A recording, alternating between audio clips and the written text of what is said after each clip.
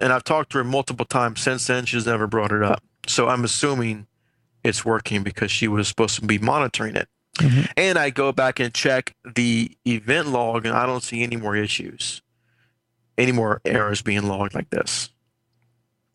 Now, of course, the first thing that stood out was there was thousands of these constantly. So that's the first issue. That even if it's not the source of the problem, it's got to be resolved to rule it out. Because how can you let thousands of constant events go unfixed? Right. So I told her, I think this is it. I'm going to resolve this and then we'll go from there. And of course, their response is, well, what if that's not the problem? I said, well, then we'll go from there. Because it's hard to filter out everything because all I'm seeing is days and days and days of this thing listed thousands of times. So we'll get this resolved. We'll see if it fixes your problem. If not, we'll continue the troubleshooting process, which is what I tell customers because I don't ever tell them that this is going to fix them for sure. Right. And then even when I suspect that it's fixed, I say, let's test it. And then even if they say it works, I say, okay, well, let's monitor this. Go ahead and monitor this for a little bit longer, a few days. And if anything pops up, let me know. Got to watch what you say because they'll twist their words around. Yeah, I'm Careful. definitely a fan of saying let's. I'll check back with you tomorrow and see how it's going. Yeah, I say let me know Yeah. because I'm not gonna be able to get back to everyone.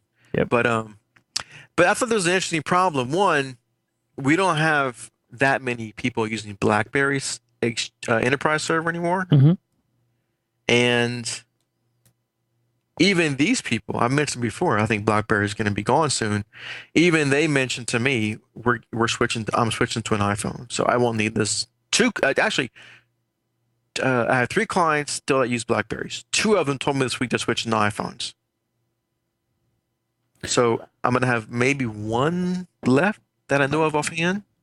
That's always good. When you hear a client saying, "I'm upgrading the application, don't worry about it," or I'm gonna retire in 2 weeks. You're like, yes, problem solved. I don't like having to support this old BlackBerry, and this is not a new version of the BlackBerry Enterprise Server. This is an older version that they actually had to be back when you had to pay for it. Yeah.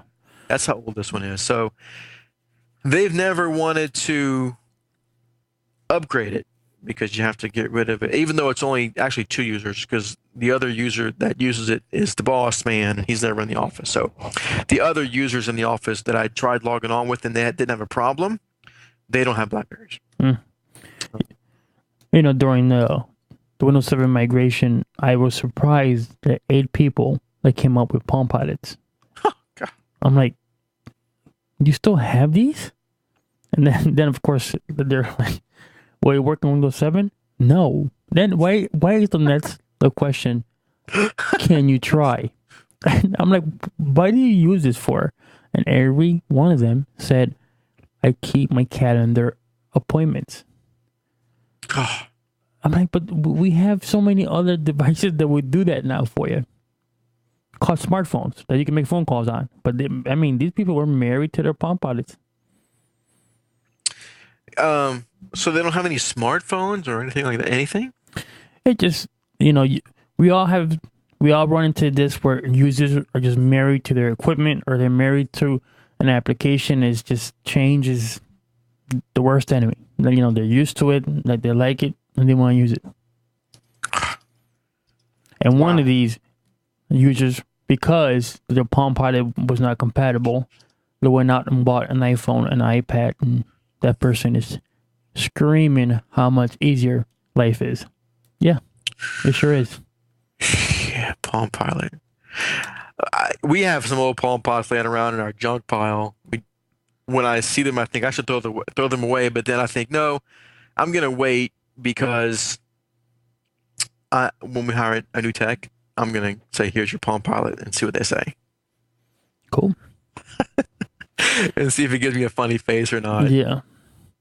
Palm Pilot. Yes, we stay cutting edge here. Yeah. Now go install that NT55 server. Yeah. And be like, we don't want to move too fast because we want to make sure all the bugs are kinked out. Okay. So yeah, this troubleshooting process could be almost anything. Without knowing where to start, event logs. That's the Unless it's something obvious, you don't know where. I had no idea where to go. I thought, well, let me check the event logs. So Yeah. if nothing's Weird. obvious, check the logs and start resolving the things that have the most errors. Yep. I have a batch file on my servers that it launches at midnight. It scans the event viewer and shows me all the warnings and the errors for the past 24 hours, and it shoots it to my email. God, you got to read that every I day? know there are programs that would do this for. Well, I only manage a handful of servers, not like the other crew that does tons of them. But point of the whole conversation is event viewer is very important because there are things that stand out, and people go, "Man, you are proactive." No, I just read the event viewer. Right. That's all. Yeah. Yeah, as soon as I opened it, that's all I could see in the event logs. I was like, okay, well, whatever this is, it's not good. But when I found out that it was the BlackBerry mobile data sync, a little light went off thinking, hey, so I think what was happening was it was trying to write the entry, so it stayed. But then when it tried to sync, something happened to the sync to make the thing, no, it's not on this device, so they must have deleted it, so I'll delete it here as well, is what I was guessing was happening. I don't know. Now, I didn't try this, but I guess it would have been interesting to try and see what happened if she created a calendar entry on her phone and see if that appeared on her Outlook calendar. But I really didn't feel like it because I was already getting a little bit of a headache, and some of these things pop up. I'd probably go through 20, 30, 40 work orders in a day, and I don't have as much time a lot of times as I would like to spend troubleshooting, so I got to get it fixed as soon as possible to move on. So this whole process, from the time I got the call till it was finished, I was actually pretty happy with the time. How long do you think it took me? I would say I'm gonna give you 40 minutes. 40 minutes. You're so close. It was about 30. Already? I charged them only half an hour minimum Okay. charge. But I got lucky with the event log. And actually my Googling paid off relatively fast with the Java thing. So Well, that could turn into a nightmare fast. yes. Or my favorite is when you find an issue and you go to Microsoft, and on the website they have the cause. They tell you why it's an issue, and it says Microsoft says you can safely ignore that. But it's an error that keeps popping up. I know. Don't worry about that. How can I safely? Yes, I can safely ignore any error. It's not going to cause me any harm.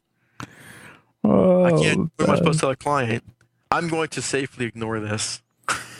And I thought about you earlier today because we have a Microsoft rep in the building. I mean, not here doing the show, but where I work at, and they're doing exchange and some other stuff. But he was talking about Android, and this dude took a deep breath.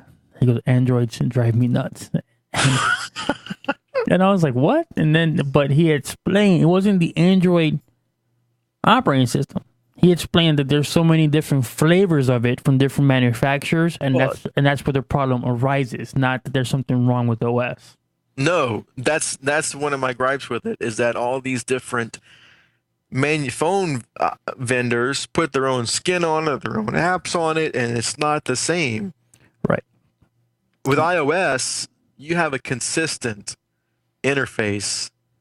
And that's what he said. So that is one of my major gripes with him, because you might pick up an Android phone from AT&T on this model, but this model might be completely different. That's one thing I don't like.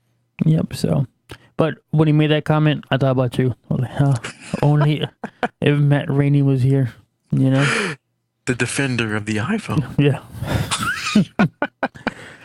If I ever get a Droid, I will. You'll be the first one I tell. Awesome. It'd be Or great. maybe I won't admit it, actually, because maybe I really can't go back. No, and I played with both, and my friends who, like I said before, the handful of friends that went from iPhone to Android either have gone back to iPhone or they can't because they're locked in the contract, but they missed their iPhone. Like, interesting. Yeah. All right. You have one last item for the day? Yeah, last thing I want to talk about for a little bit. We're not going to go into it too deeply. I just want to maybe get your thoughts and see what you think. And Windows 8. Yes. Have you followed anything that they've been talking about at the Mobile World Congress in Barcelona? They had something in the news that popped up, but I didn't have a chance to read it. So they're releasing. I'm just going to go over a few. What I've read a few articles, and one thing that they mentioned was that this is what they're calling in Windows 8, I mean, a generational change. Looking back at the last or the previous versions of Windows, when do you think the last generational change of Windows was? I would say XP. That's what I would have said too. Now, That's what I would have I said. would say 2000 for the, that was put in businesses, but home user, I would say HP. Okay, so according to Steven Sinofsky, he said the last time we made a generational change was Windows 95. Well, no, I would have to. That statement holds kind of. Yeah. So that right there tells me, looking back at what was that, Windows 3 workgroup or Windows 3.1 or whatever it was, that and Windows 95. So they're saying that Windows 7 is going to be, or Windows 8. So Windows 7 is Windows 3.1, apparently, and Windows 8 is Windows 95. So how this thing is going to be completely different. And it is, and I don't know. Again, I'm just comparing for the migration that we did where we upgraded about 4,000 PCs from HP to Windows 7. And there was a percentage of the group that would just seem overwhelmed by the change. Mm-hmm. And I'm like, well, in my eyes, we manage the operating system, we control it, you just have to click on your applications.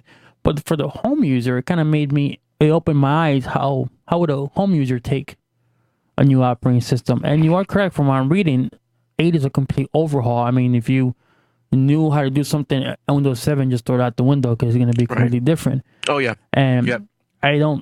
For the average home user, I don't know if you're, like for example, how many people held on to HP because they just didn't want to go toward Windows or Vista because it's different, Exactly. People still love their XP. I don't mind XP. I don't want to use it. And when customers have issues with XP and they ask why is this happening, I say, well, you are using an operating system that is a few generations old, about to be another one. So you might want to think about upgrading soon. I'm sorry, not upgrading because you don't upgrade Windows XP. You get a new computer. Unless for some reason you got a computer 2 years ago that came with the Windows Vista license and you downgraded to XP, but then you still got to run Vista, so get a new computer. Like the chat room says, AOC James, Windows 8 is pretty much the same as 7, but the way you would expect in 2012. They've made major advances in the way it deals with hardware. Computer Pro looks like a phone OS. Now, And that's exactly what they're doing. They're trying to make the experience uniform across tablets, Windows tablets, or Windows tablets that will be in existence, and Windows 8 desktops. They're trying to unify it. So it's got that Metro thing, which is completely different than anything they've had. So it'll be interesting to see what's going to happen with this. We'll see. A couple interesting things about this. Guess what's gone? What? Control-Alt-Delete to start up. So what's the new key It says combination? now you just hit enter.